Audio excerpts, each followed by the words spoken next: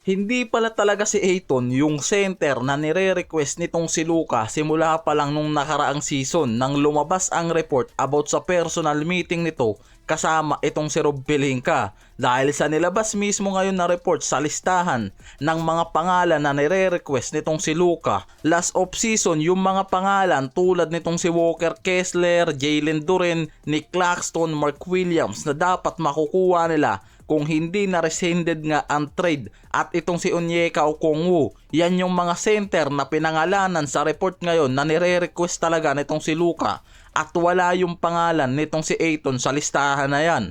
Yung 5 kasi na nasa wishlist na yan ni Luka, yung iba dyan masyadong mataas nga raw ang selling price at yung iba hindi talaga available sa market. Si Kessler, Jalen Duren, Okongwu at Claxton masyadong mataas ang asking price na hinihingi dyan ng mga teams para dito sa Lakers. Lalo't ang Lakers may problema nga sa salary cap at hindi nagbigay yung mga yan ng trade asset. Kaya ni isa sa mga trade target nilang center hindi natuloy nung nakarang off-season. Dahil nga mas gusto ng Lakers na gamitin yung mga draft picks at asset nila ngayong summer. Yan yung strategic move na ginawa nila para mapaghandaan yung mga available na big name ngayong darating na off-season.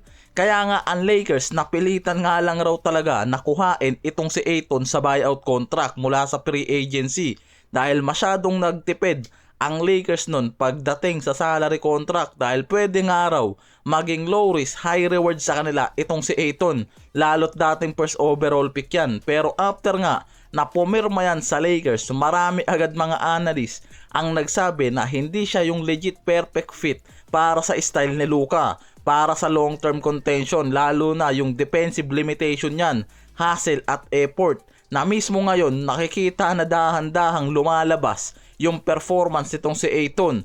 Kahit na maganda ang offensive contribution, nakikitang hindi yan effective pagdating sa defense mula sa rim at paint defense. Dahil ang Lakers kailangan nga lang raw kasi talaga ng defensive hustle at interior presence nitong si Ayton. Yan ang hinahabol nila dahil meron silang 3 core na sobrang taas ng offensive output na nabibigay sa roster. Si Reeves, Luka, Lebron plus Hachimura pa na nagbibigay ng offensive support, kaya yung starting nila masyadong overload sa opensa pero nakikitang sobrang hina pagdating sa depensa, lalo na dito sa ilalim para kay Ayton. Kaya sinasabing hindi talaga perfect fit itong si Ayton para sa Lakers, lalo na napapaligiran na to ng mga dominant scorer sa lineup. Dahil itong si Luka, yung may mga target na center tulad nila Walker Kessler, Claxton, Jalen Duren, ang nakikitang tugma nga araw talaga sa pick and roll at vertical play style nitong si Luka sa pagiging fit para sa center na rim runner kasama nga ito sa Lakers. Kaya parang lumalabas na nagiging second option nga lang raw talaga ng Lakers itong si Ayton. Wala na silang choices dahil sa mababang salary nito na mismong nakikitang dahilan kung bakit napilitan nga lang raw ang Lakers na kuhain yan.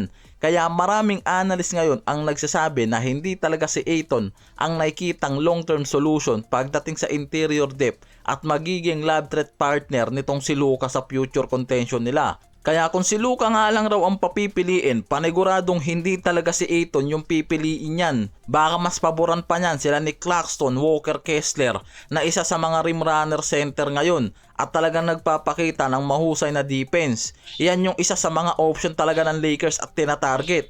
Lalo ngayon sa kalagitnaan naman ng season na to, lumilitaw na yung problema nitong si Ayton na mismong nagbibigay ng doubt lalo sa Lakers kung handa ba to gamitin para sa playoffs contention nila at tapusin ang contract na lang nito sa parating na off-season na to. Yan yung mga lumalabas din na mga negative report dito kay Ayton na pwedeng mapaagang araw ang part ways nito sa Lakers, lalo na kung dire-diretsong babagsak ang numbers at performance nito at yung defensive hustle na hinahanap sa kanya lalong hindi magpakita. Yan ngayon ang problema nitong si Ayton.